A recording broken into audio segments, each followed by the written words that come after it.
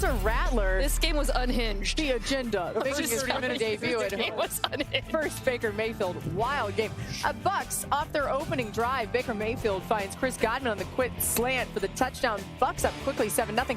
Later in the first, Rattler drops back, hits Chris Olave, but Antoine Winfield Jr. scoops it up and scores 6. Dude has a ball magnet in his shoulder pad. Yep, him and Tyrann Matthew. Yeah. Him and Tyrann Matthew got that same stuff. Olave had to leave Don't the tell game with a people. concussion. Scripted. Midway through the second quarter, Vita Saints down 70-13. Rattler, a strike to fellow rookie Bub Means for the score. That's his first touchdown as a rookie. They now lead 20-17. This game really was nuts.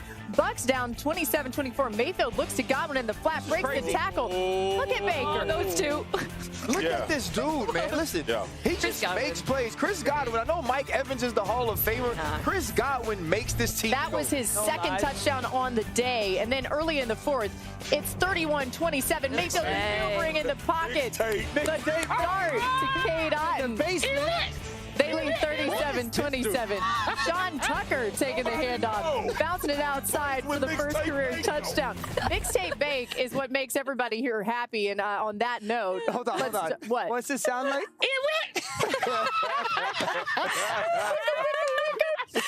Okay, so we're giving love to Mixtape, but the run game, too, for the Bucs showed up. How they do it. It did. Mina, I love that you said the game was unhinged. Just like letting your badass kids in the backyard with no supervision.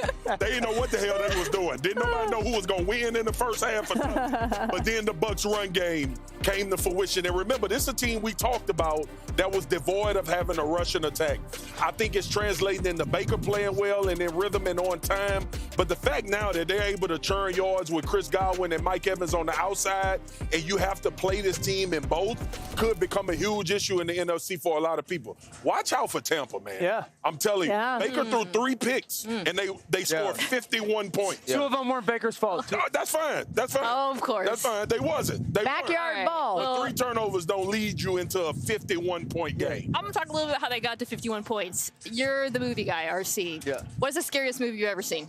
Oh, the scariest movie I've ever seen was It. Okay. And how did you feel watching it as a child? As a child, like it was going to come get me. Like it was going to come out the closet and kick my ass.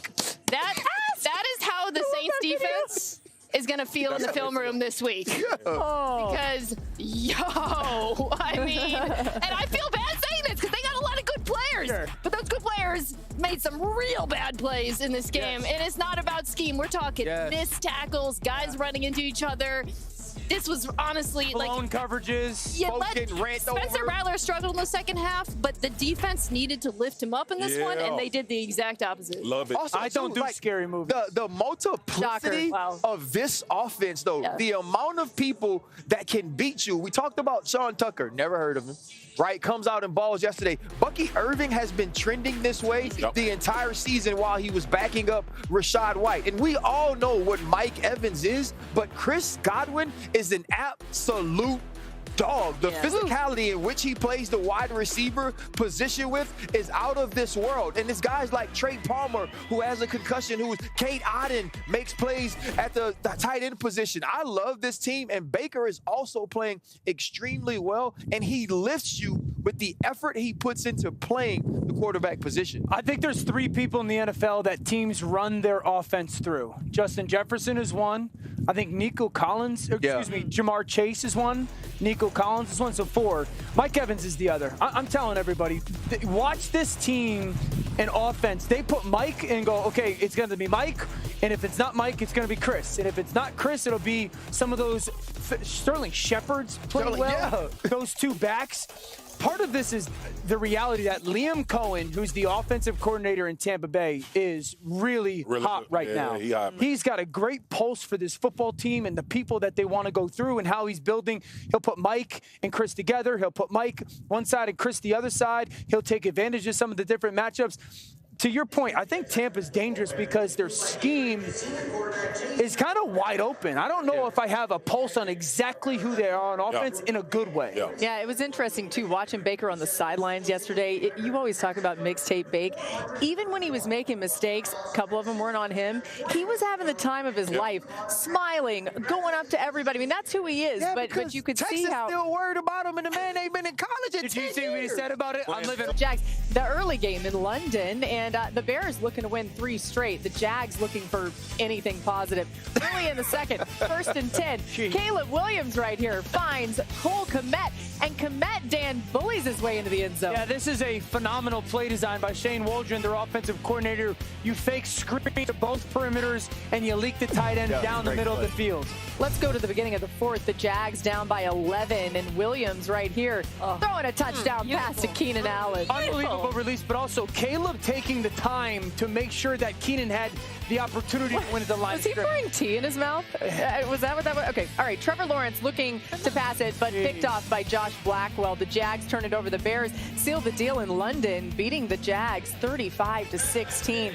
And my goodness, the Jags, we're going to table that part of it for a second. Talk about Caleb Williams. He went off in this one, becoming the 4th different quarterback in NFL history to throw 4 touchdowns, complete 75% of his passes, and rush for 50 yards in a game. He joins Lamar Jackson, who's done it twice, Robert Griffin III, and Aaron Rodgers back in 2011. Dan, Caleb Williams looked like the #1 overall pick in this game. It was fun to see him do that. What stood out to you on the tape? He has for a couple weeks now, and I think he's going to be one of the reasons why this team's playing meaningful games in December.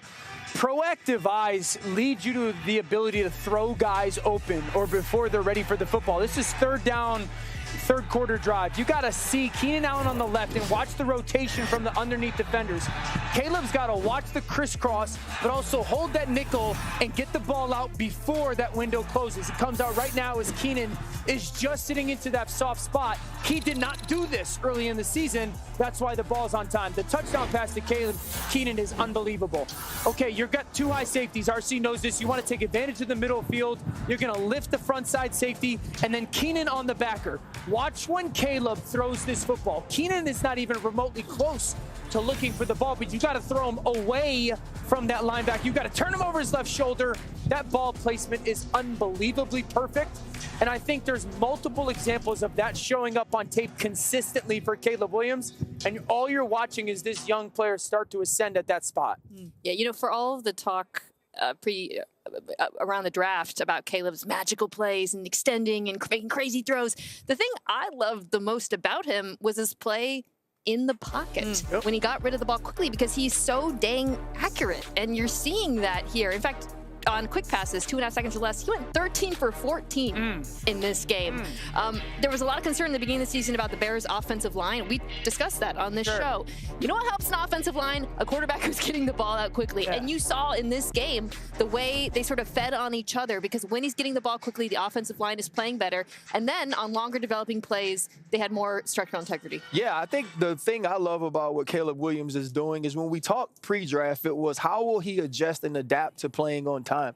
And he's fully embraced getting better at that part of his game. And I think also the experience of doing it and having it be successful. We go back to week 2, I believe it was, against the Houston Texans. He started that game early using the quick game, and he got away from it. And now we've seen him lean more and more into that. We also know that this team was built to be a soft landing spot for a young quarterback with all of the skill players. I believe we're starting to see him understand where those guys like to get the football and in what ways they can help him with their skill set. His last 2 games, he has 5 missed throws.